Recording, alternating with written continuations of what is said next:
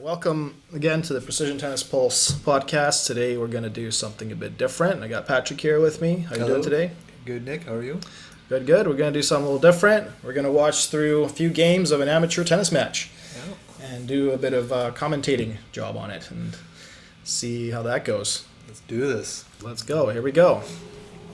This is an entire set recorded with all the breaks included in between points. Yep. Have you ever played with a glove on, Nick? No, I don't believe so. I played with a wrist brace, I think, but that was even past my competitive career. I always felt strange. Like, even if I had a Band-Aid on my fingers, I felt the racket felt weird in my hand. Can't have any accessories on my hands when I play. Yeah.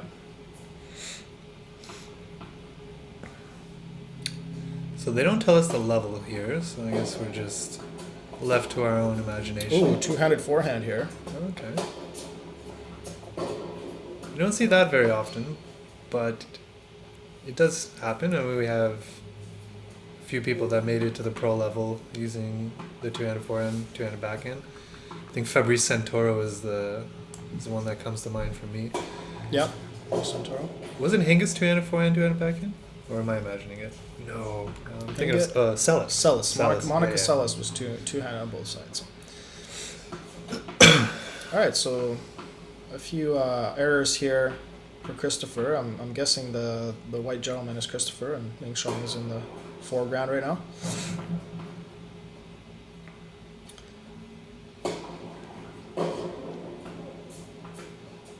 Double there? No. Oh, he's ready to serve right away. He's not there yet. Yep. Yeah. Again, another point to just take your time, be aware of what's going on the court. You know, you are playing by yourself, but you're not the only one playing. All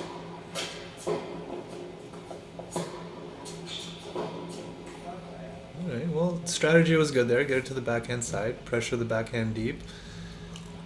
Worked well. This guy coming towards us looks just as white as Christopher's, so I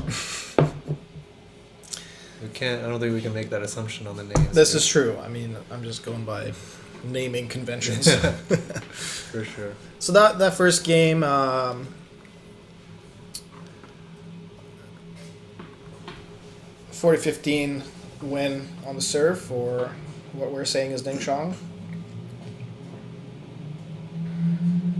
Oh, you think Ning Chong was serving? Yeah. Oh, I see.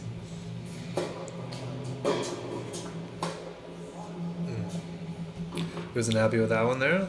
Let's see how he responds. Again, it just looked like he had that whippersnapper kind of wrist action that made him hit that ball. Again, it could be a little bit of tender. I don't ever like seeing that. That's dangerous right there. Yeah, so this was interesting because he deliberately placed his ball here. Yeah, he might not have pockets, so I'm looking at those shorts now. Yeah, this is true. Again, I see that often, people serving with two balls in their hands and then just dropping it if they get their first serve in. I think that's just basics, just basic beginner kind of, protocols, to be honest, is if you don't have pockets, then serve with one ball in your hand and then go walk and get the other ball. Don't take shortcuts because it'll just affect your concentration on the serve. You can see now he's struggling to get that first serve in.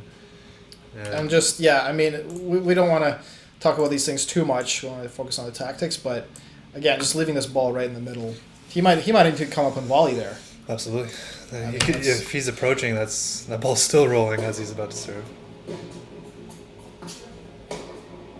Again, great forehand, good setup. That worked. I don't know what happened there. Oh, he said it was out? Possibly? Okay. Well, regardless, it could be distracting for the player receiving. Personally, if I'm returning, I would ask him to move that ball. Now we've got this situation with two balls. I know. We've got here. He's trapped here. He can't go backwards or forwards. Yeah. But anyways, let's just, let's make that note, and we're gonna try to, as much as it hurts us to see this. Yes. Let's focus on what's going on in the match. Yeah. I mean, what's going on here? Fair play. Okay, well, he's got that ball ready there. Yeah, that's good. That's good. Yeah, there we go. Nice, good return, good pressure right away. Again, if you're hitting that second serve and you're seeing it come to the opponent's stronger side, get ready. Get ready for defense. Take that extra step back, especially if you don't feel 100% confident in that second serve. Give yourself more time to prepare for what's coming at you.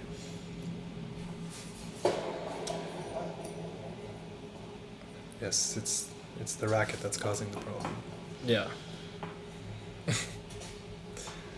That's sarcasm for anyone listening. Yeah.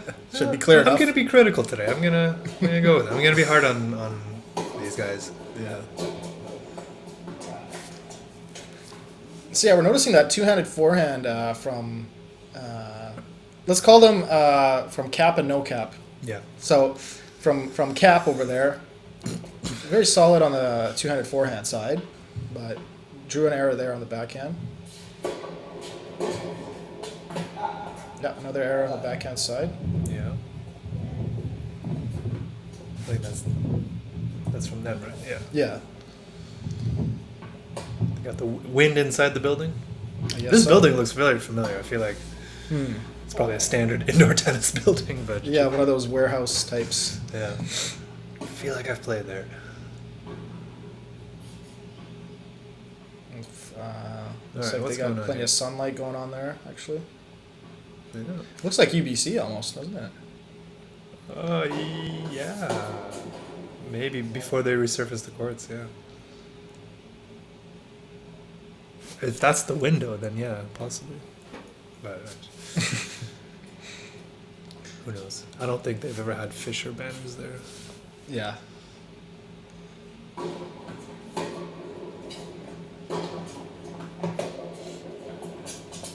Solid with that two-hand forehand. He's dictating it very well. Yeah, dictating play with that two-handed forehand, yeah. And no cap's solid. If he's getting it to the backhand side, it's clear to the weaker side. He's being successful. But even for cap, man, you got to move that ball. I know, we said we're not going to say it anymore, but it's inherent in me. Yeah, if I was no cap here, I would definitely have already taken note that my opponent likes dictating with that two-handed forehand.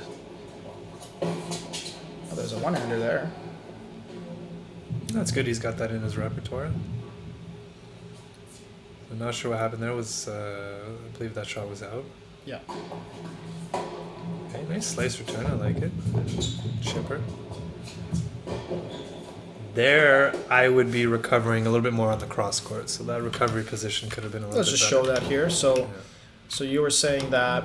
So again, great setup here. He sets up that for him. Since he goes down the line, he's recovering on the down the line here. He's exposing himself to the cross court. I want to see Instructive him. moment right here. Yeah, I want to see. So we want to see the recovery a little more this way. Yes. The reason being that the opponent's available angles are going to dictate that they play more to this side of the court. Yes. And if you think about it, if you give up the line, the opponent has to hit a very good shot to beat you, and he's also putting it to your forehand side, which seems like no cap is a little bit more comfortable with. So Yeah. a lot of good reasons to recover a little bit closer on the ad side of the court. But drew the error anyway.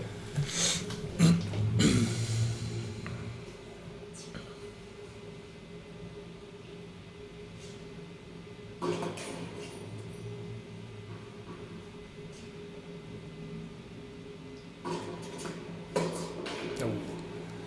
Get that height over there. Go for a window two there. It looks like. Yeah, especially off that serve return. You gotta make the opponent play when you're returning. So just taking a look here, the eventual error was into the net around here, and we want to see this ball off the racket come like about this. Oh, even higher than that actually. So let's. So yeah, the error was here. We want to see this ball travel off the racket nice and high like this. Cross court, for example. On the net court, actually, there, yeah. Close enough. That seems like a mindset issue, right? His mindset was to just fling it down the middle hard. Well, that's the mentality thing is that, it's this person's second serve. So generally you think, it's Uyghurs. So in our mind, we say, okay, is there an opportunity to go for it? Especially if we're not getting beaten by that second serve often. Again, as a server, keep in mind, you can ask the returner to move that ball again. You don't have to serve in that situation. Get the opponent to move that ball out of the way. And, I can't say for sure that caused a double fault, but I could argue it. Yeah, you could. Doesn't help.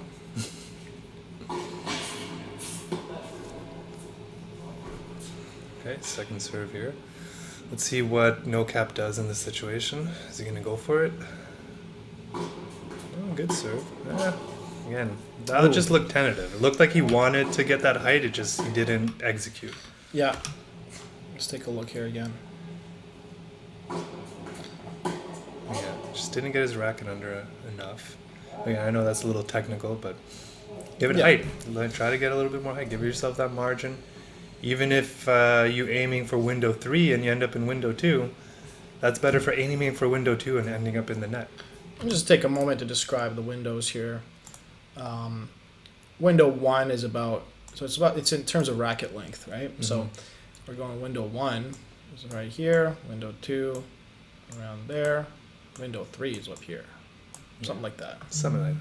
Yeah, approximately. So we're talking about windows, first window, second window, third window. And you got your fourth or fifth windows. You were talking about, lobs at that point now. Nice, good cross. Nice. Gotta close that stance if you can. Very open stance there, but that's okay. Nothing wrong with the open stance. But it's good to be able to play, with all stances. Mm-hmm.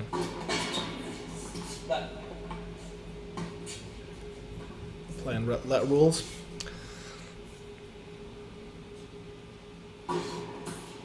Great out wide serve. Nice return. Way to open up the court. Again, that was a perfect situation of just keep the play going. Your opponent is in a tough situation. You got him off the court well. They did a great job getting it back in. Make him hit another shot. They're already on the run. They're scrambling. I don't like seeing that, especially because it wasn't a shot that he was going for to win the point. It was a ball that should have been neutral. Perhaps his perception of the ball was a little bit delayed because he ended up hitting it at his feet.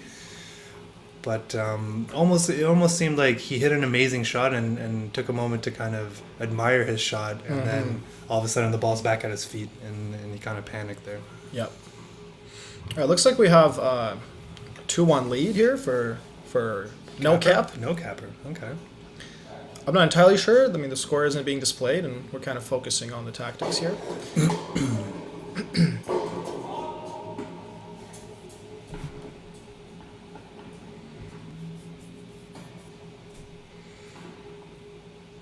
Yeah, these guys are looking like maybe a 3.5, 3.035 level, somewhere around there. Yeah. Maybe closer to 3.0.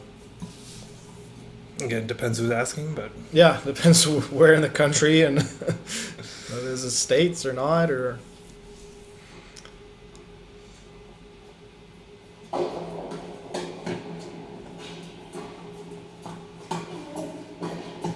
Yeah, nice. Pretty textbook finish there at the point.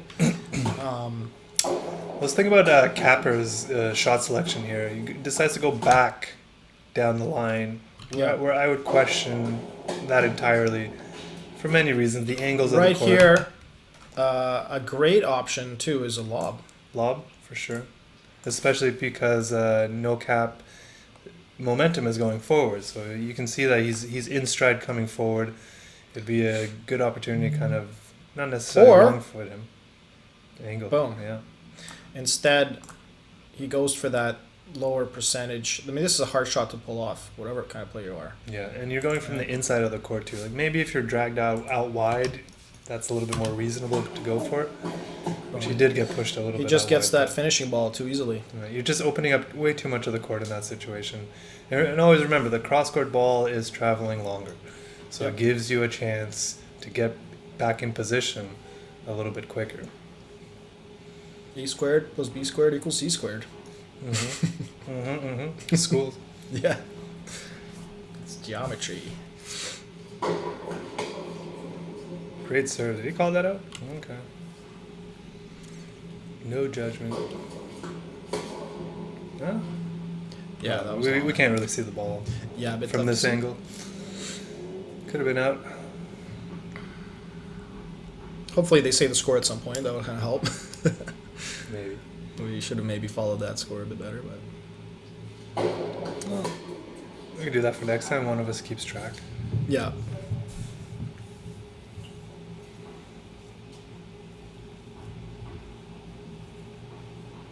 But all right, what we got here? Or we, as commentators, should be saying the score out loud. Yeah. Because that's our job, is to keep people informed with the score. This is true. This is true. All right, we'll start from the next game. Yeah. All right, so based on what we think the score might be, would dictate what I say. So let's just see what happens. Okay, so good serve. We're isolating the Nice tactics return. here. Yeah, I mean, I think that's a correct analysis there by the player themselves. What are they doing there? Yeah. It seemed like the person in the cap was confused by this point. Let's just check it out. What was so confusing? Great return. So I think based on the initial flight path of the ball, this player here kind of assumed that the ball was going to float out. You see how it's kind of going straight up here? Yeah. So this is the flight path that the player assumed. That this is just going to sail out long or something, right? But instead, the ball lands, very much not out because it had the topspin on it. Yes. And, yeah. But again, look at that initial recovery too. It's too much in the center of the court. Like, I understand if you're anticipating it back there, that's true, but you're giving up. Not disguise, the opposite of disguise. You're just giving up way too much space here. It's too tempting to go there, and then put that together with you assuming it's going out. It's just a bad combination. Yeah, so recovery was around here. Maybe just too close, yeah. Too close. Too close to the baseline. I think one more step closer to the center hash, and you're in a much better position to receive the ball coming down the line. My arrows are getting a bit better. Yeah. So yeah, maybe just recovering a bit more around here, right? I would say closer to the center hash. Closer to the back, center. definitely. But I wouldn't be concerned with the depth of the recovery too much, just because the quality of the backhand was decent. And That's again, true. But as soon as I recognize that ball's going deep, I'm gonna start moving back and towards the center as well. It just if we had that extra step, we could have been set up a little bit better to receive that ball. Again, you're absolutely right. It looks like he's assuming it's going out and then just sees it drop in. Say the score.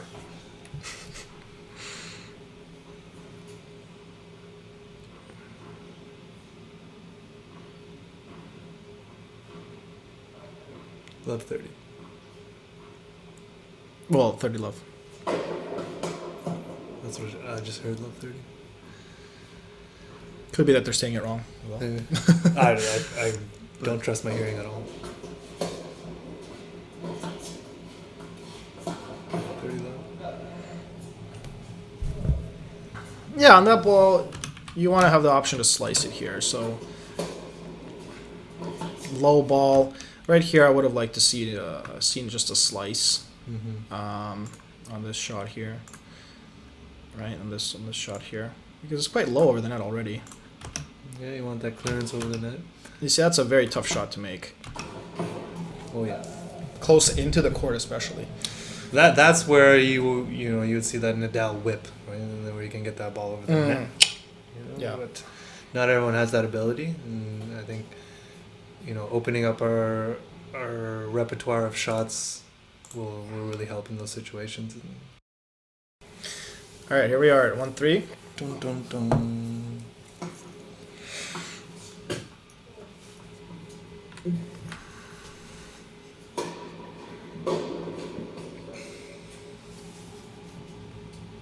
So when you're playing with the lead here, is you don't want to be giving up points like that, especially on the first point of the game.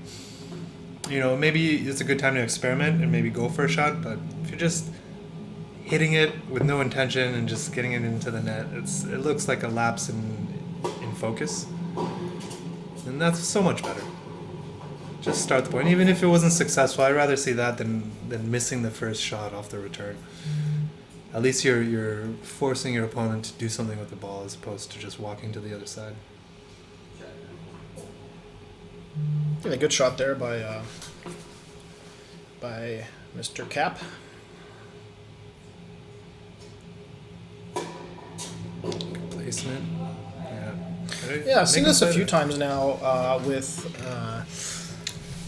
the guy without the cap, without a hat. He just slices the return instead of hitting through it. Yeah. You see this at the lower level fairly often because of Yeah. the lack of confidence in the backhand. Absolutely. When, if we feel uncomfortable with our non-dominant hand, that's multiplied by, for every person, probably a little bit different, but for me, it feels like I'm 10 times more tentative with my left hand In a real match. than I am, in any other situation. So I definitely understand that tendency to just let go of that left hand so we can, feel a little bit more solid on the backhand. Yeah. But that's something that we got to practice to overcome. If we want to get to that next level of tennis, is we got to break through those barriers and find the confidence to start. Yeah, even miss a few shots. Exactly. Just almost like don't miss on purpose, but hit through it. Try to find your range on the towards the baseline. Yeah. Did you see who won that last point there? Were we at 3-2 or 4-1? So the guy in the hat won the last point there. So it's not 3-2. 2-3. Yeah, 3-2. 3 serving 2. Exactly. So yeah, Christopher or the guy without a hat is leading here 3-2.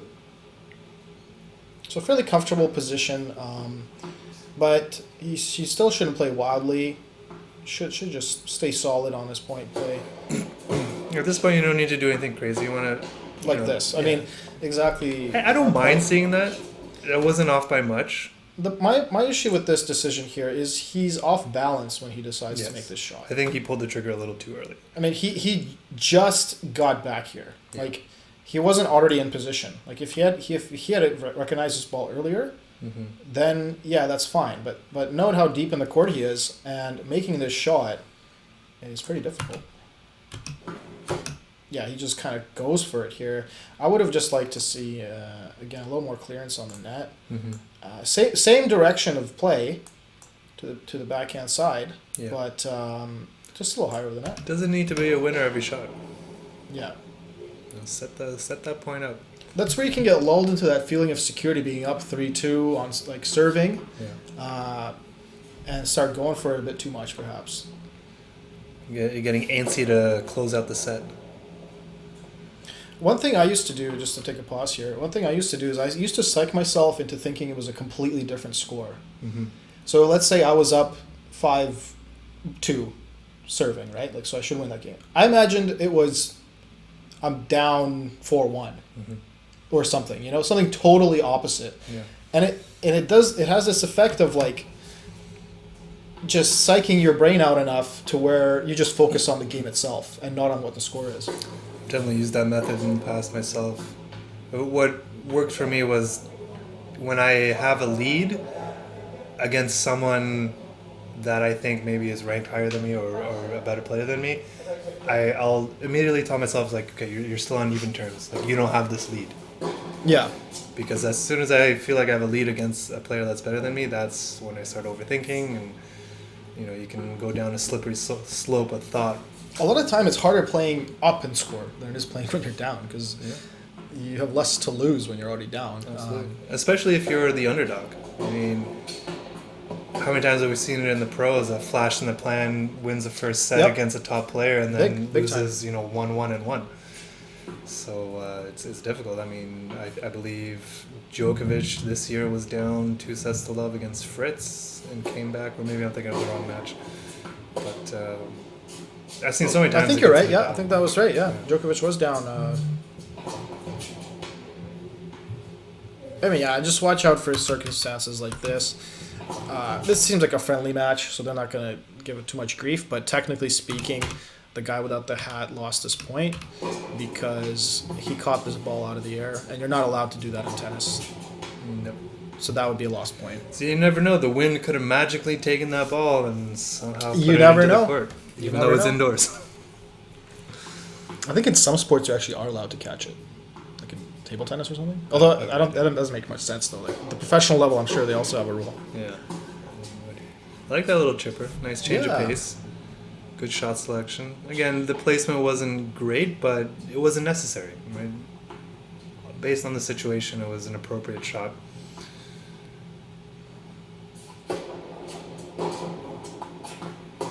Nice. I like that. That's the Not kind of too shot much, yeah.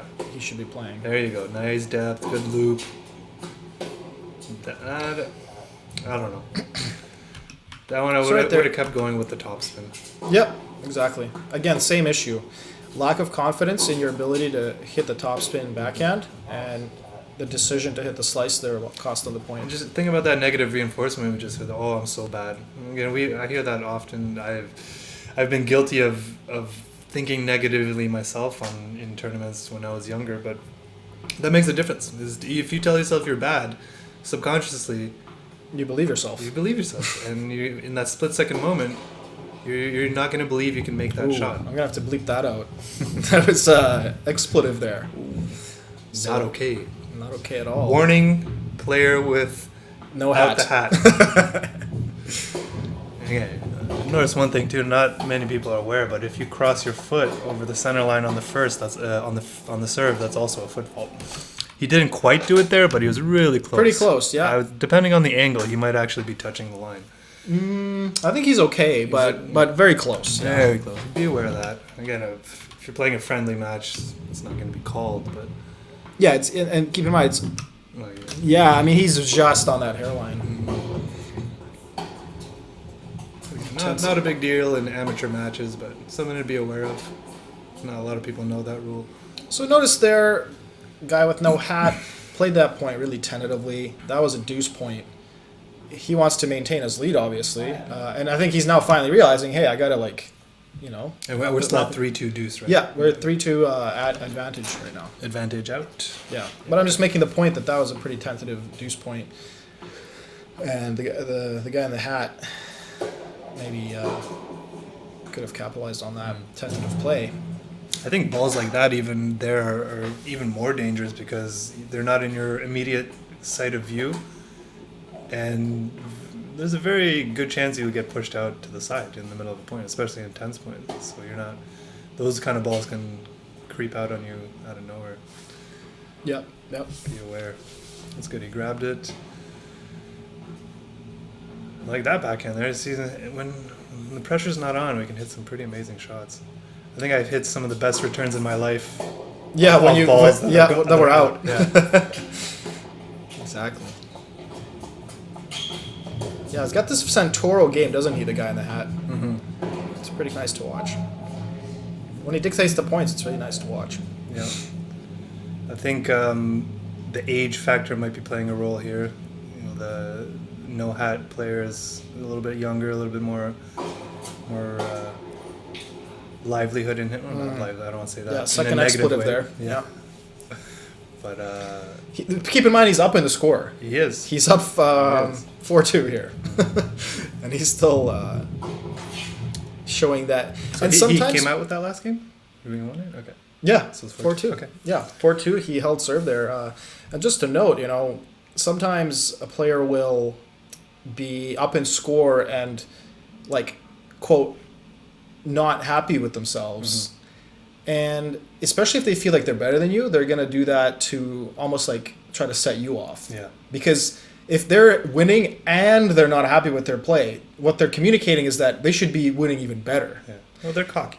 Yeah, and you want to just really when that happens, you take note and say that means they're insecure about their game right now. Because if they're trying to telegraph that they feel like psychologically somehow, worse, or they're gonna try to pile on those kind of psychological tactics. They're also setting, almost ridiculous standards for themselves. Is they expect to win 6-love without losing a point because they think they're better than you. So that's the moment when you say, hey, I got this guy. Like, something about my play is getting to this guy, and you just keep going with it. Just realize tennis, anything can happen. You want to see more expletives out of your opponent.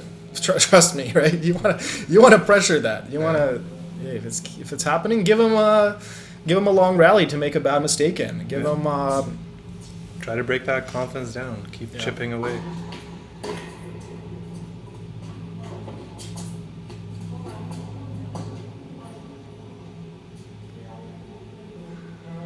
Think you gave it to him, or are they gonna play a let? Something about the point that we're playing it.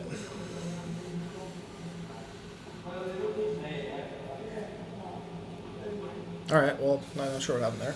Play on. Yep.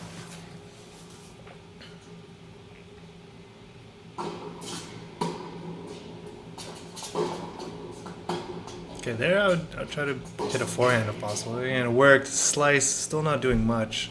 This is right now you're playing not to lose instead of playing to win. Yeah, good point. So right here you were saying. Yeah, I mean you're hitting a backhand from the deuce court. Doesn't make much sense. That's an awkward especially placement. A slice backhand. And right here you should definitely recover a bit more to the. I mean, not much more, but at least give yourself the opportunity to hit a forehand on the next shot. Like, just recover a little more this way. Yeah, he's getting away with it. Is where I think he's a little bit more athletic, so he's given the advantage from that point of view. But it looks like the player with the cap has more experience. But now that I say that, seeing that, is there a ball there, or am I imagining it? I think you're imagining it. Okay, never mind then. I think that might be there, though. I'm thinking about the corner there, but anyway.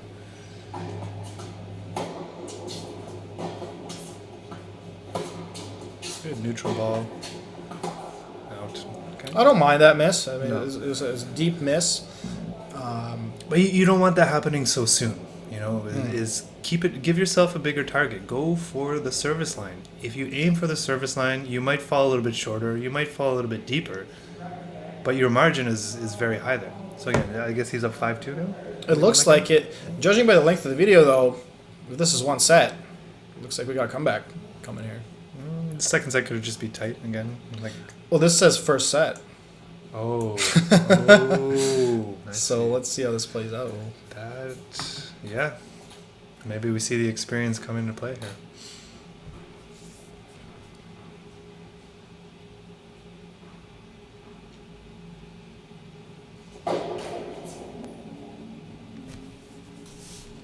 They're keeping us watching, that's for sure. Yeah.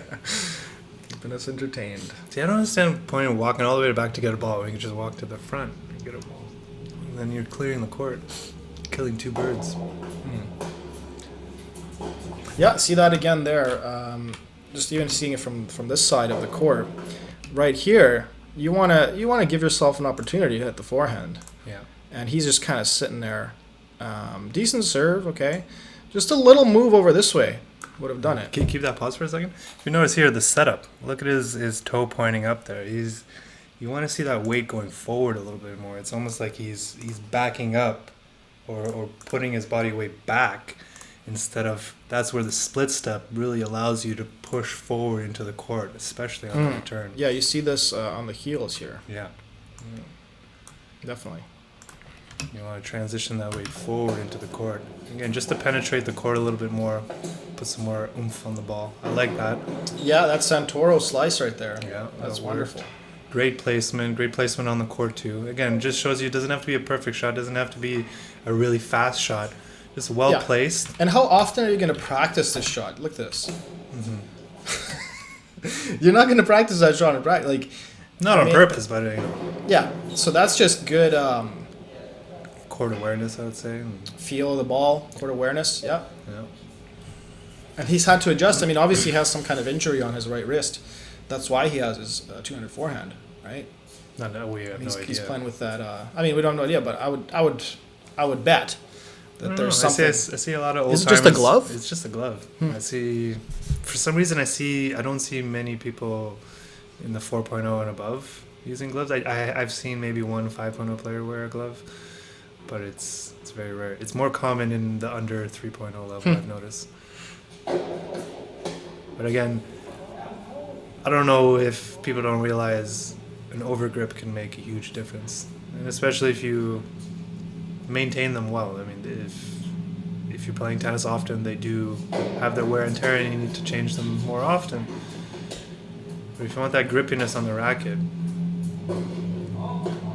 try overgrips, especially in a long match. That glove's gonna get sweaty, and you're not gonna get the same feel for the shot each time. But again, to each their own. I'm not telling anyone that this method is wrong. It's just another way of looking at it.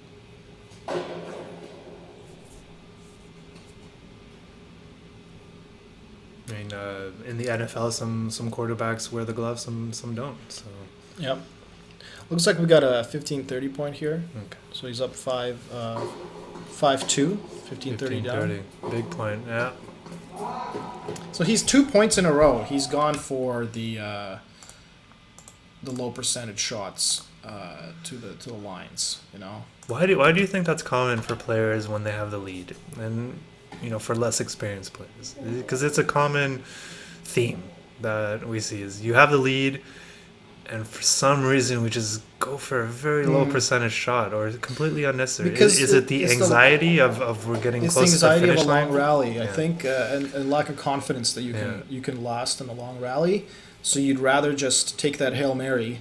It's tempting. It's a gamble, right? Yeah. I guess like the inner gambler in each one is, okay, if I go for it, the payoff is going to be be sweet. Yeah, and then I got it. Yeah, so whereas, the mentality of someone like Nadal is like, I'm going to grind for every single shot until this person, wants to puke from hitting balls. Yeah, and take the opportunity when it's there. Don't force it. Absolutely, for sure. So, I mean, if Nadal has an opportunity for the winner, he's not going to keep rallying with you. But he's going to do everything he can to create that opportunity. I think it's 30-40 here. Okay. A little sketchy there. Yeah, okay. Very tentative on the other side of the court right now with the guy with the no hat on. Yeah, a lot of slicing. That's a nice... Yeah, that was a nice finish to this there, one. I want to see more with that. Pop that up higher. Even if, it's not going to be deep, make him hit another shot. You were there. So, why go back Third down expletive? The line? Yeah. Simple shot cross court. Even a little chipper over here. Yeah. Getting him off to the court. I know he's already at the net. But I mean... Yeah, showing that frustration. Guy with the hat is... played very well that point. Nice deep shots. Moved him side to side. So now 5-3 or 3-5? 3-5, yep. 3-5. He's breathing heavy. He's getting tired.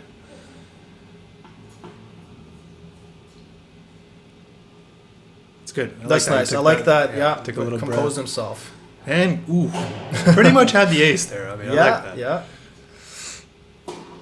Oh, comes back with it. Jeez. I like it. What a difference one breath can make, right? And again, the point didn't work out there. Let's just go back to that, because this is something you rarely see at this level, and it would be great to see more of it. Just watch this here. I mean, it seems like a weird thing to point out, but it's so important. Like, look at this right here. That right there. Perfect. That moment right there. Yeah. That's a high level thing you see all the time. Mm-hmm. And it just helps to compose your body and your mind simultaneously. Get you aligned. Resets yourself and gives yourself a moment to visualize what you want to do with the point. Yeah, and it's okay. Yeah, I mean, it's not going to work out every time, and that's okay. If there's no magic, there's no shortcuts, or there's no magic things you can do, but long term, it's the strategy you want. Relaxing the shoulders, right? Bringing your shoulders up and dropping them. Mm-hmm. I notice even in my everyday life, I'll notice my left shoulder is just is up here. And I'm like, why is this so tense? Just I have to keep reminding myself to let it drop. Yeah, Patrick's gonna be driven insane by this ball in the court right now. I don't even care anymore. he's accepted at this point. Yeah, no, good point there. Good solid point. Nice deep shot. Look at that. Yeah, very good. Getting under it. Again, I'd like to see a little bit more spin, but again, if we're not there with our abilities, then that's totally fine. Especially once you're in a match situation, it's too late to really make major changes. You're kind of left with what you have.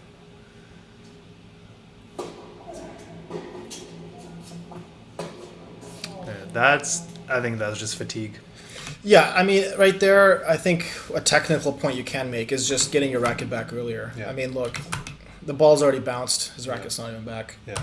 Right? He just takes it back at the last second. Fatigue could have played a role there too, right? He seems slow getting back. It's like he didn't want to hit that ball. Exactly. It's like he knew it was going deep and he's like, nah, I don't want this. Yeah, almost like just that unwillingness to. Yeah.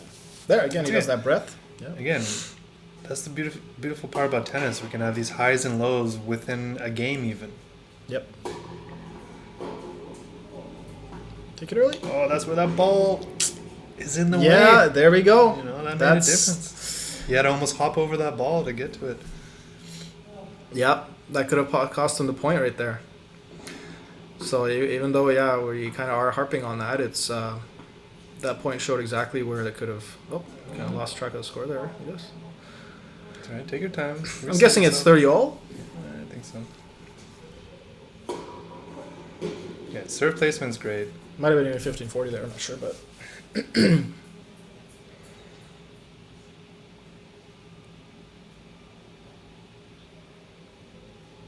I want to see a good first serve here.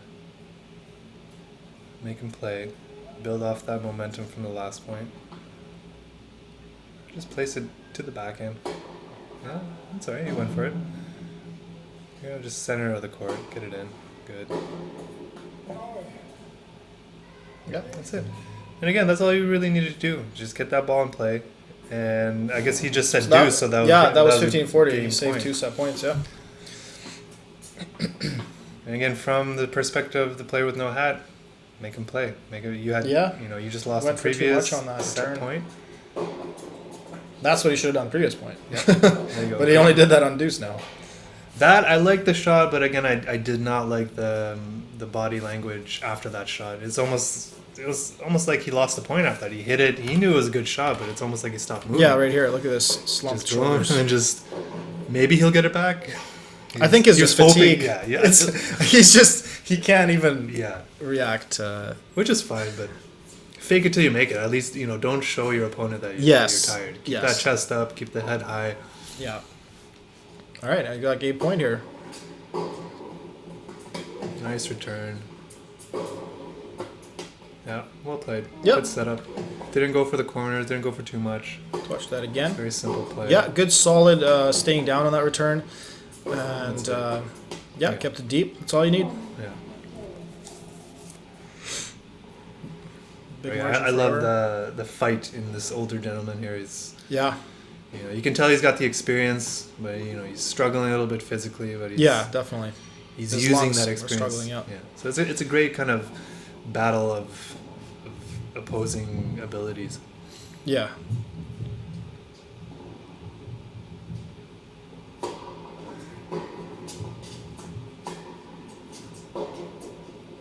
Oh, he almost got it. Unlucky. Yeah.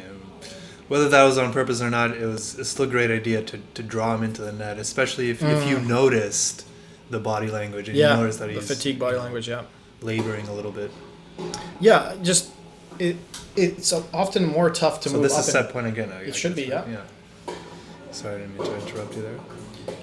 It's often harder to move up and back in the court than it is side to side. If you notice your opponent is struggling physically, just throw in short ball, deep ball, short ball, deep ball. See how they react. Look, tennis players are used to moving side to side. That's the majority of their movement. They're moving up and back much less what I mean by that much length. Yes, we're moving up and back, depending on the depth of the shot around the baseline, but we're working a lot harder from our side to side. So our side to side muscle memory is a lot more flowing than our up and back. So we're not used to sprinting that much of a length forward as opposed to sprinting from side to side. Yep. Another set point, I think. Nice. Struggling to close out here. No cap. That's fourth set point. That was. And again, we see this, almost at every level. The professional level, we don't see it as often, but we still see it.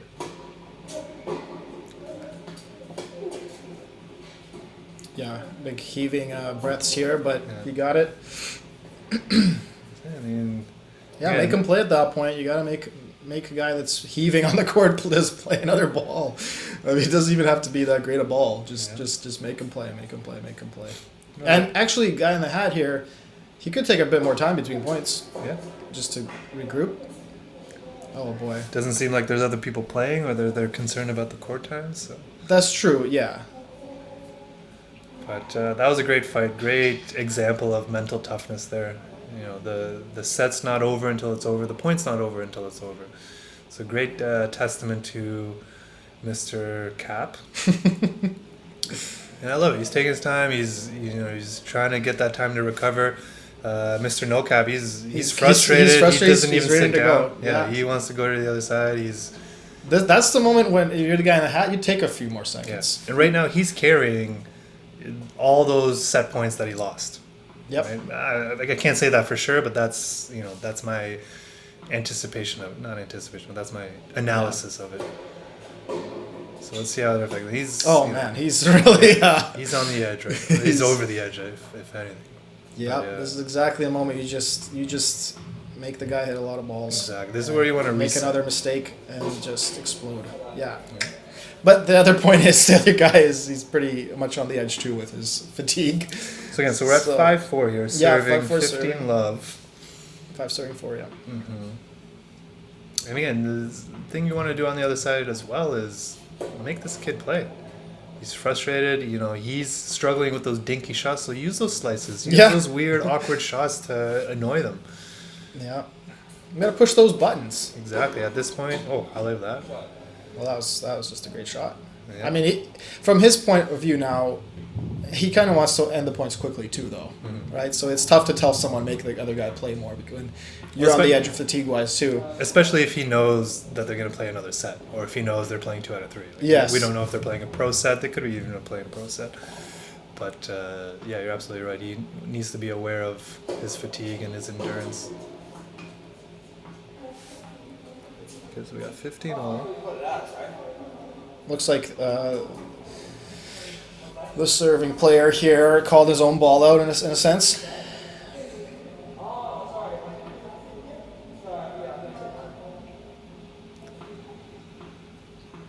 So yeah, I guess this situation usually give a let then or.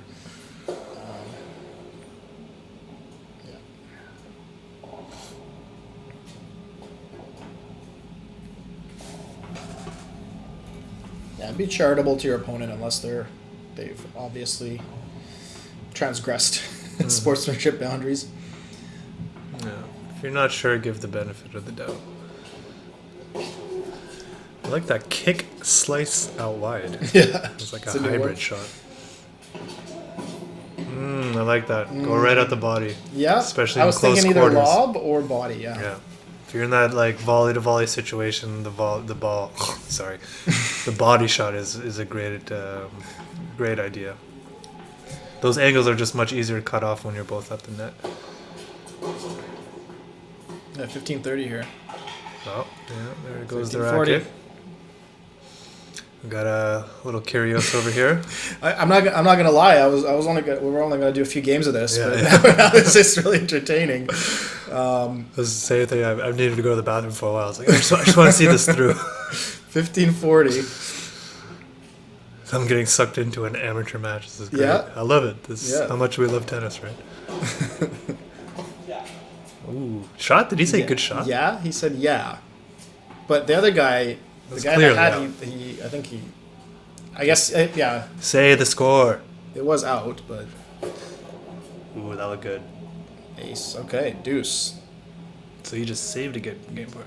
Okay. Two breakpoints saved. Oh, Cap had break points? Yeah, Okay. it's deuce again, yeah.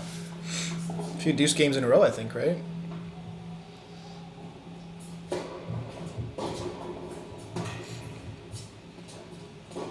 Ooh. Just that late take back. Yeah, You I know? mean, technically just too close to the Yeah, I target. mean, at some points you have to say the technical thing. I mean, that's what it was there.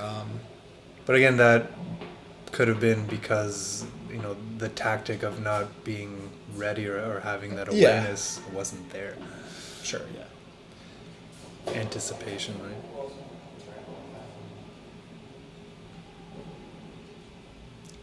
I just feel like that's such a disruption. Yeah, to for your me that'd ritual. just be a no starter, Yeah. non-starter. Yeah.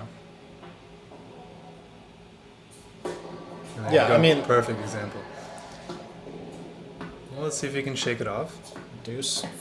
Deuce game. Definitely a hothead of a player. And nothing wrong with that. I mean, if you use it in a positive way, it could be beneficial. Doesn't seem like that's what's happening here. No, definitely not. But I just want to point that out there. It's, Yeah. Just because you're a little bit more on edge than most people, if you can be aware of it and find a way to use it to your advantage, go for it. But do it in a respectable way. Respectable to the game, respectable to your opponent. Looks like set point again here. It's starting to get painful to watch. Yeah. Long. Yeah, close call, but did look like it sailed long.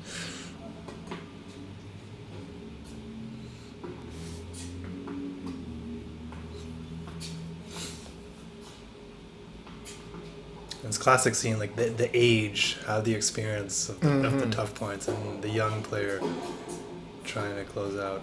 I think in growing up watching, see that's a foot fault right there. You crossed Yeah, big time.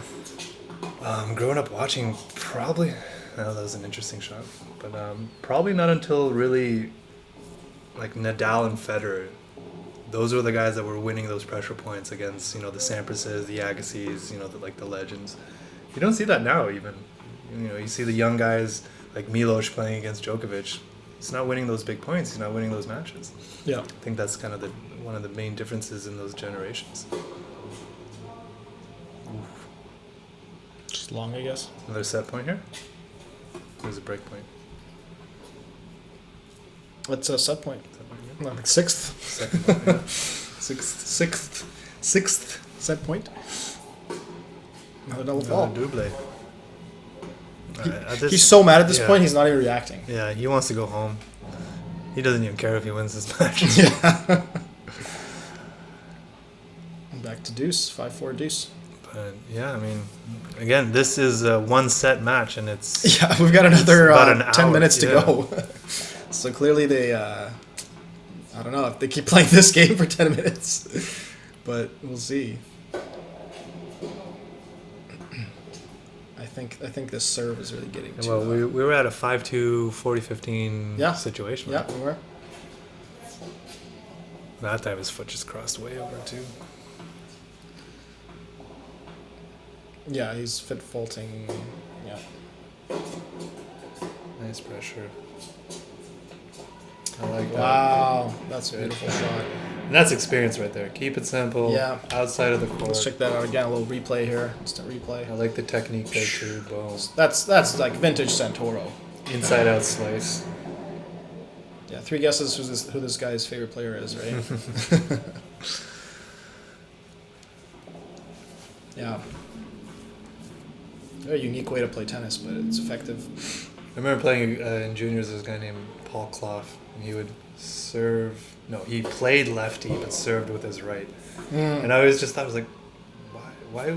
That's almost backwards. I would rather have a lefty serve and play right-handed. Yep. But it was just cool to see. I remember him playing like high-level tournaments, and he would serve and then switch hands and then play. It's crazy. I think this is deuce number 5 in this game. Oh, jeez. All right. Let's see what we got here. Neither player can convert on the. I've noticed the player with the no cap, his first serve percentage is pretty good. At a decent That was in, system. yeah. On the line. If you're not sure, give it to him. It looks like he's trying to recreate the moment.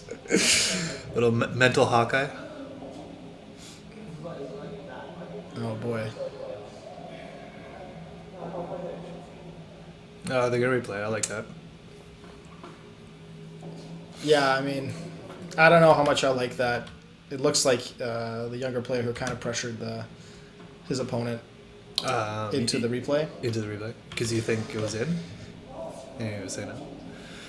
Because he was being ready to play the ad point. Right. And this guy, Yeah. you know what I mean? It looks like a little bit of gamesmanship there. True.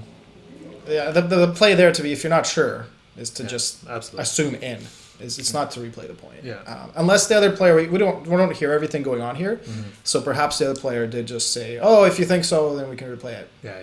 But even then, if you're not sure, you shouldn't take that offer. No.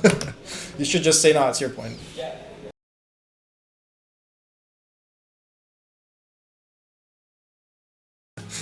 But who knows what the parameters were? But that was good. I mean, great effort by Mr. Cap. But again, I think he pushed himself physically so hard. I think maybe one of his goals was just to get back to even. And but at that point too, you have 2 more games. 2 more games to finish it out. Again, I mean, the body can do only what the body can do, but it was good. I like seeing the fight from Mr. Cap. I would have liked to seen that set be over at 5-2, to be honest. It was just a lot of unnecessary play. But again, it goes back to that's tennis. There's no time limits. This match should have been over, or this set should have been over in 20 minutes, but it got extended to 51. Yeah. I think the other instructive moment is at 5-all. Like we were saying, I think he was up even 15-love. The guy in the hat he had gotten back. There's just that one shot, right? You got to just take your time often. on that game. When if you crawl your way back, and your opponent's visibly frustrated, make their frustration even deeper. Yeah. Make the points longer. Yeah. Make your time between points longer. I mean, you got plenty of time you can spend between points. Yeah. Especially again, right? If you've got court time to think about, I guess that's a factor. But realistically, take your time. It's better to do it right. If you don't finish your match, you don't finish your match. Who cares? Yeah. I mean, obviously, if you're playing a tournament, that's different. But you're not going to be pressured with court time in a tournament.